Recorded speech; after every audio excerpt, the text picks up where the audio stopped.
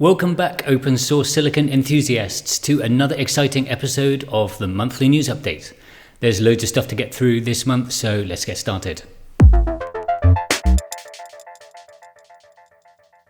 First thing is that MPW5 went ahead and we had a whole bunch of submissions from the course, which was great to see, and also people made their own personal submissions. I think from the course we maybe had 7 or 8 applications on the shuttle.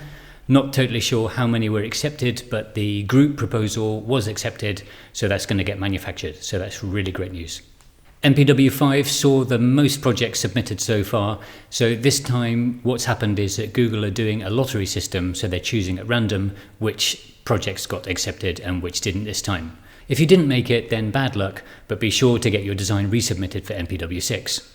I'm looking for people to interview who taped out on MPW5, so take a look through all the projects and let me know if there's one that stands out that you'd like me to talk to. I was involved quite a lot on the Slack helping people across the finish line for MPW5, and one of the cool things we did was open source tape out office hours, so we did 3-hour-long calls before the tape out to help people get past any roadblocks, and we'll be probably doing that again for future tape outs. So if you want to get involved with that, then make sure that you're on the Skywater Slack and you look out for the announcements from me.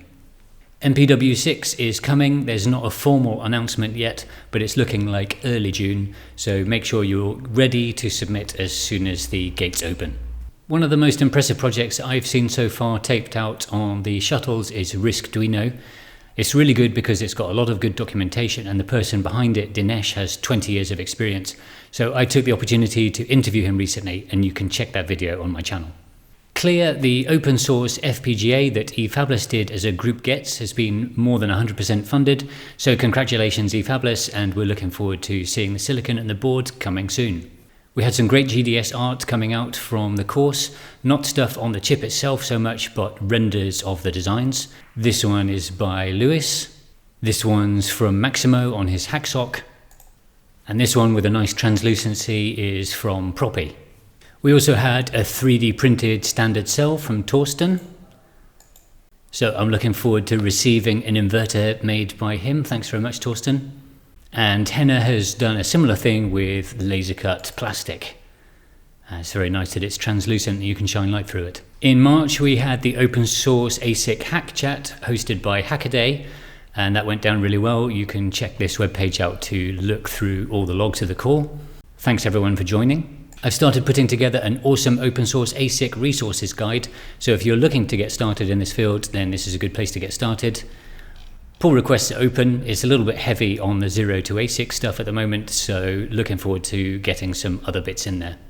Another pointer to a good resource about books is this Twitter thread from Fabricated Knowledge, so check that out if you want a book recommendation. And then finally, we've got some calls for getting involved in the community.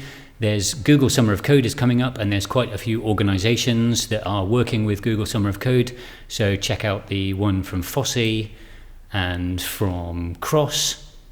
There's also the IEEE SSCS Chipathon proposal that's open, so if you've got an idea and you want to get it made on the ChipIgnite shuttle, then you can make a proposal and they will pick the ones they think are the best, so it's good to collaborate if you haven't got experience. And finally, there's a call for papers from the 52nd European Solid State Device Research Conference, so if that sounds interesting, then make sure you apply soon. So that's it for the March update. I hope you have a great April and you get involved in the exciting world of open source silicon.